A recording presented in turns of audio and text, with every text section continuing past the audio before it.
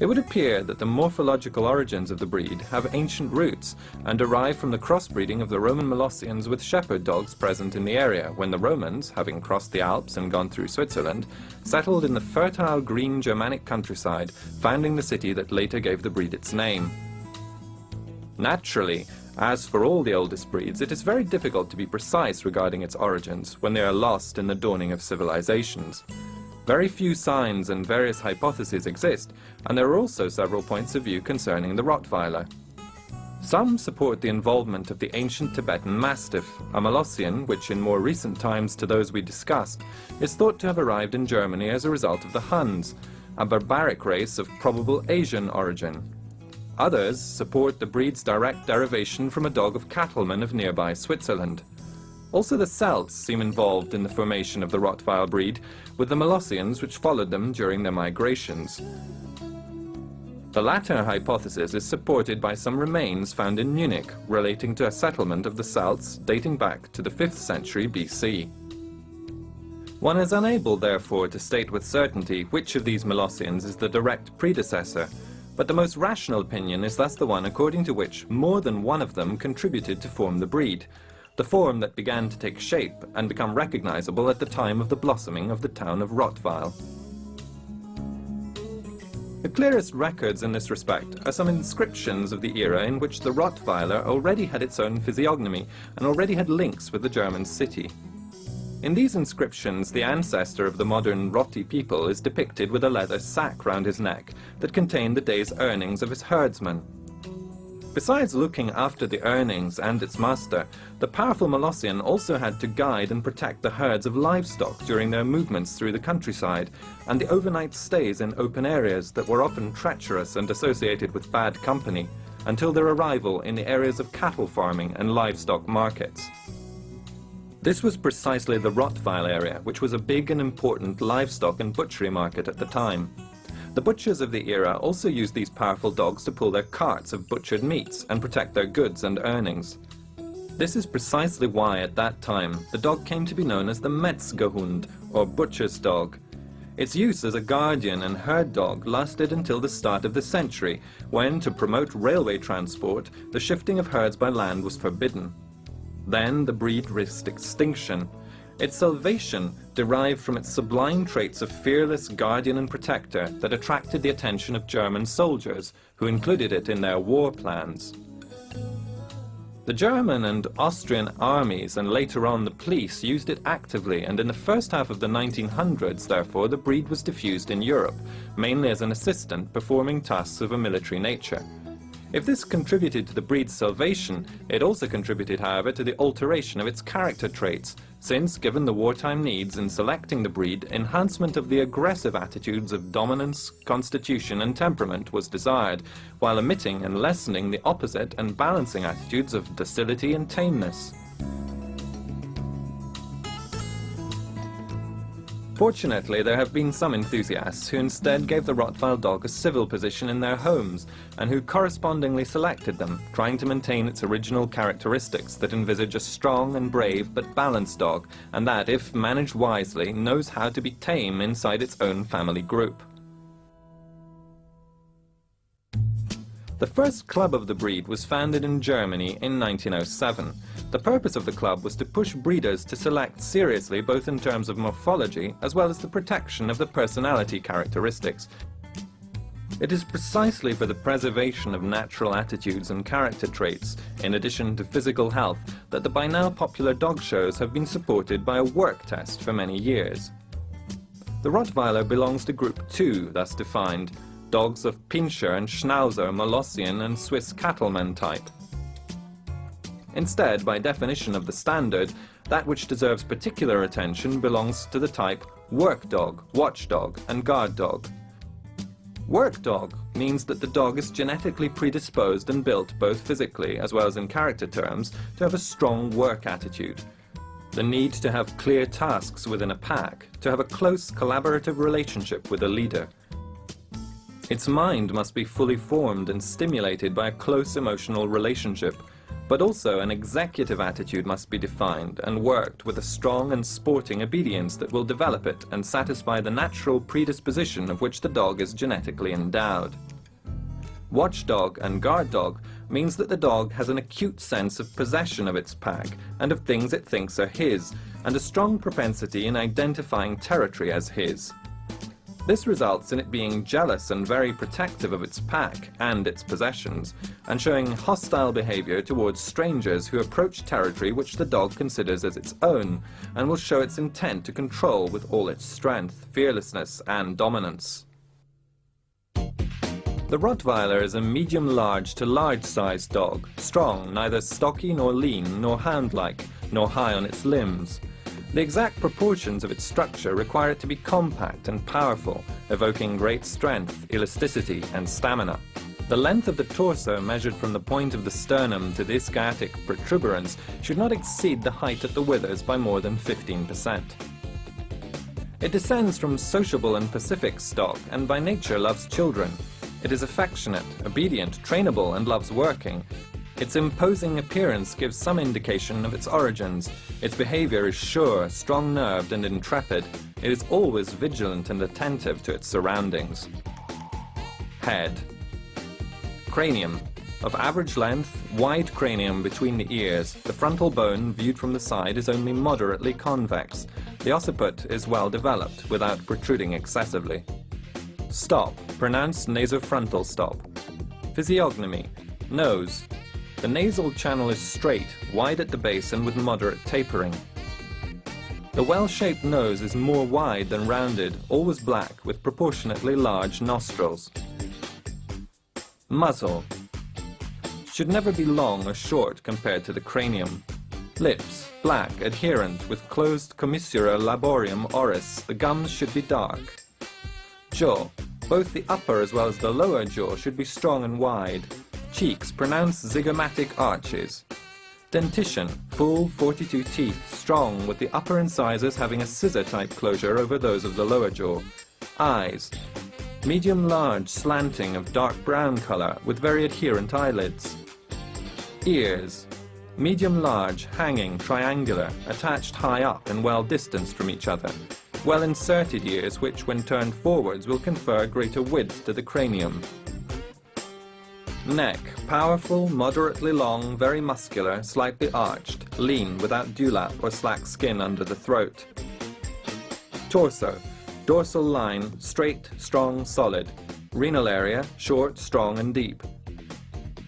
Crupper, wide, of average length, slightly inclined, neither straight nor steep. Chest, spacious, wide and deep, approximately 50% of the height of the dog at the withers, with well-developed chest and well-hooped ribs.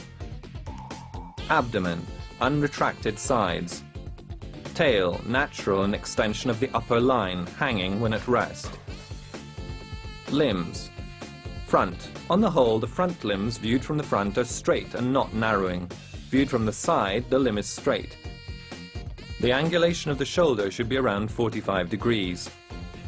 Shoulder, sturdy. Humerus, very adherent to the torso. Foreleg, vigorously developed and muscular. Metacarpo, slightly elastic, strong and not rigid. Feet, round, closed digits and well-arched hard plantar, short, black and strong claws. Rear. On the whole, viewed from behind, the rear limbs are straight and not closed. In the resting position, the joint between the thigh and the leg forms an obtuse angle. Thigh, of average length, wide and very muscular. Leg, long, strong and with wide musculature, vigorous with strong tendons, well angled, not rigid. Feet, slightly longer than at the front, equally compact, arched with strong digits, without dew claws. Movement. The Rottweiler is a trotter. The dorsal line remains solid and relatively still. The gait is harmonious, sure, powerful and smooth with a good stride. Skin. The skin on the head is taut, but slight lines can form when the dog is attentive. Coat. Quality. It is made up of hair and underfur. The hair is of average length, hard lines can form when the dog is attentive. Coat. Quality. It is made up of hair and underfur. The hair is of average length, hard, adherent, compact. The underfur must not stick out from the hair. The hair is slightly longer on the rear limbs. colour, black with intense brown-reddish dapple, well defined on the cheeks, on the muzzle, under the neck, on the chest and on the limbs, as also above the eyes and under the tail. Height and weight. Height of males from 61 to 68 centimetres.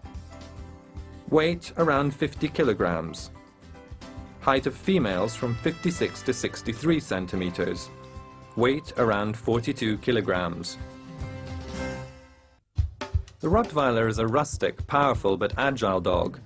Even if its physical construction, aimed more at power, does not produce a high-speed dog, it has notable sprint capacity when motivated. The dog must be calm and serene, but immediately ready for work, play, or for any request from its leader of its fine physique.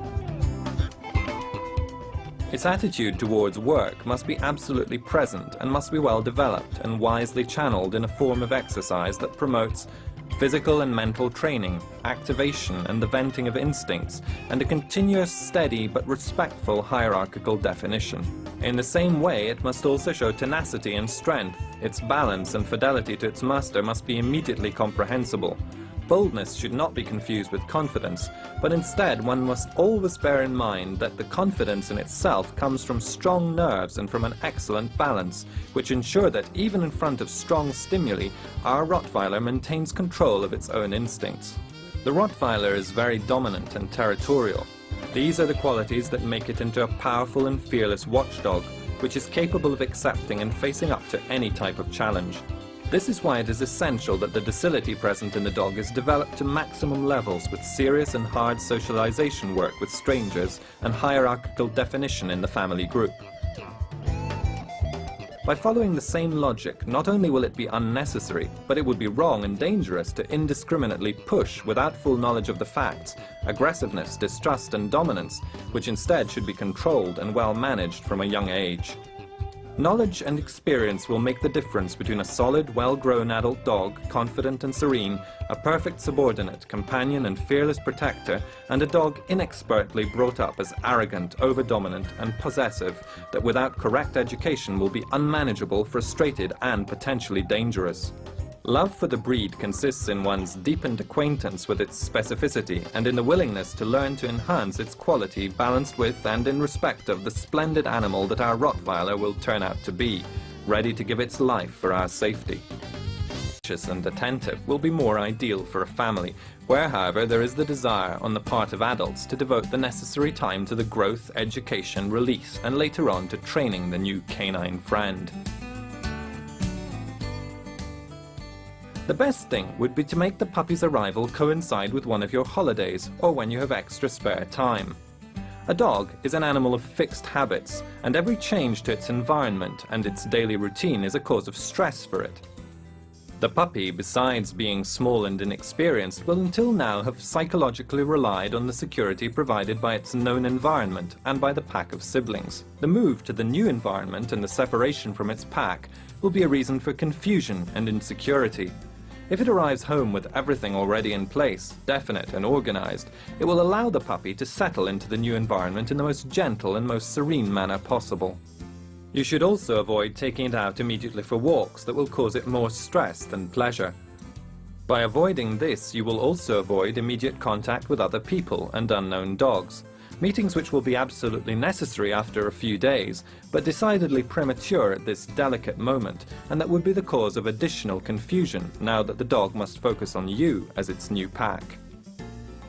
The most common error, apart from that of immediately running to the vet or taking it for walks around the block or the city, is to over-cuddle it, and the tendency to overprotect it and make too much fuss upon the puppy's arrival home. Some tenderness is surely a good idea, but be careful not to exaggerate. In addition, one tends, when putting it on the ground, to leave too much space at its disposal. Letting it move all over the house or the garden is not okay.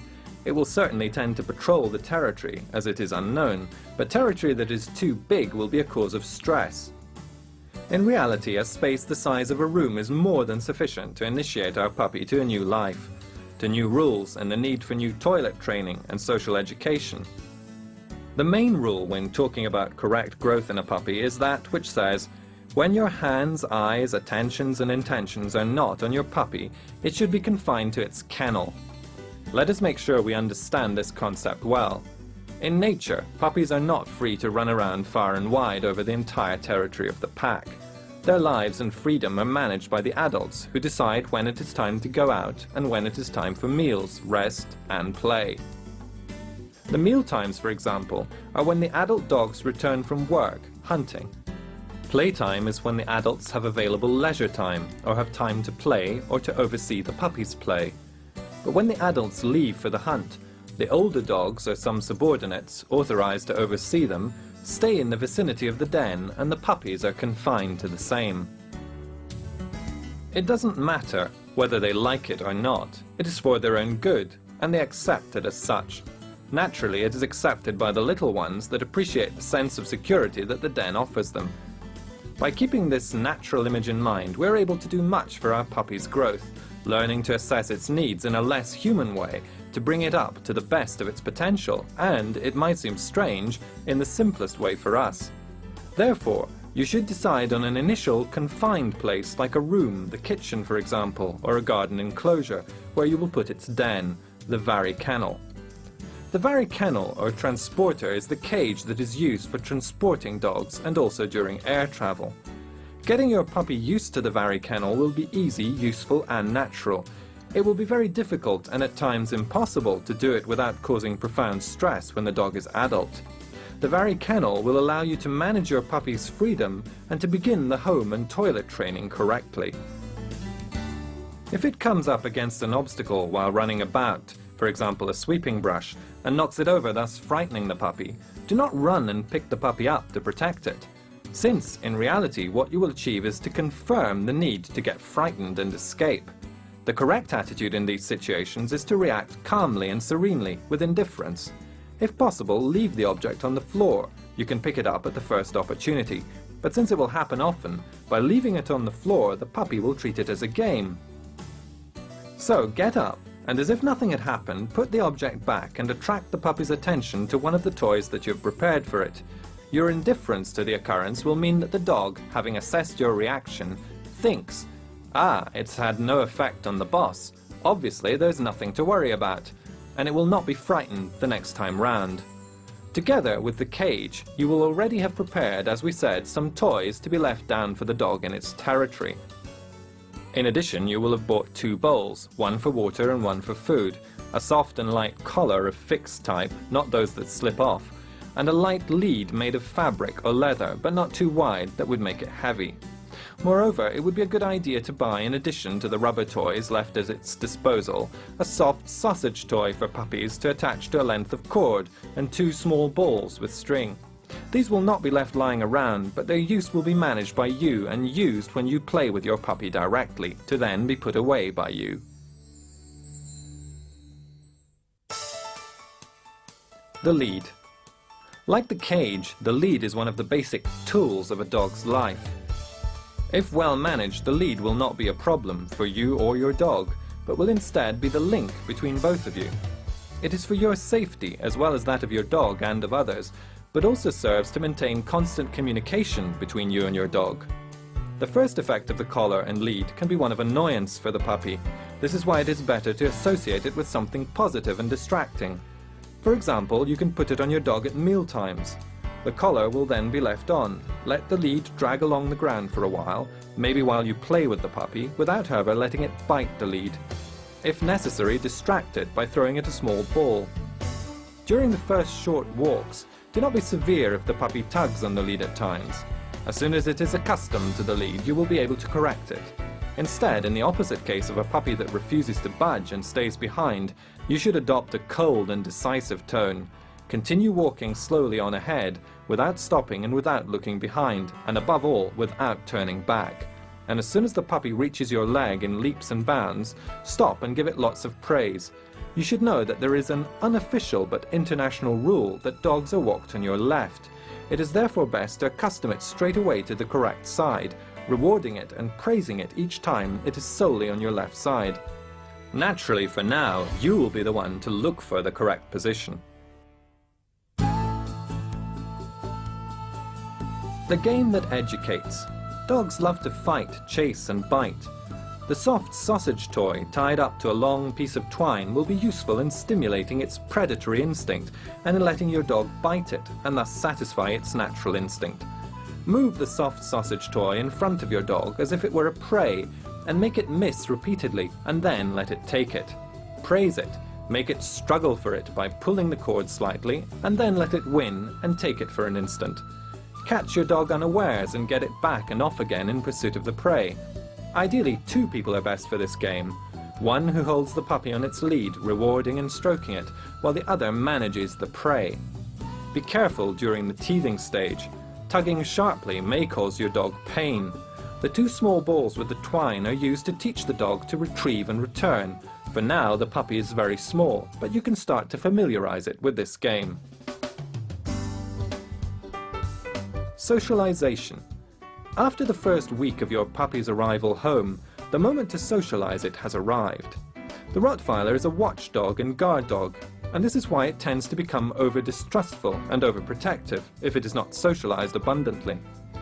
This is an absolute necessity for the owner of a Rottweiler, as is the absolute need to check its dominance, as we will see later on. For now, avoid laziness and get out and about in city centres and public parks. However, a word of caution. Your dog should always be on its lead, and if you decide to let it run around with other dogs in some enclosed parks, do not allow other adult dogs to treat it roughly. Disregard what other owners might say. There are rumours and grossly wrong beliefs that can ruin a young puppy's delicate psychology. If you really want to find it a playmate, look for a dog of more or less the same age, of opposite sex, and ideally belonging to a similar group. If in doubt, do not let them play. A close-up sniff will be a sufficient sign of socialization, where there is no threat or clear dominance, and where there is an attitude of invitation to play. A final piece of advice. Avoid talking to your dog at length. Avoid those importunate monologues in which you attempt to explain the how and why of things. The dog is not a child and will never go through the period of always asking why. Indeed, it has absolutely no interest in knowing why and is unable to understand a conversation. Use few sounds with your dog, always the same ones, and instead learn to hold back words and modulations that are too diversified and too high in tone. Excessive use of words will have the opposite effect, that your voice and words lose importance and meaning.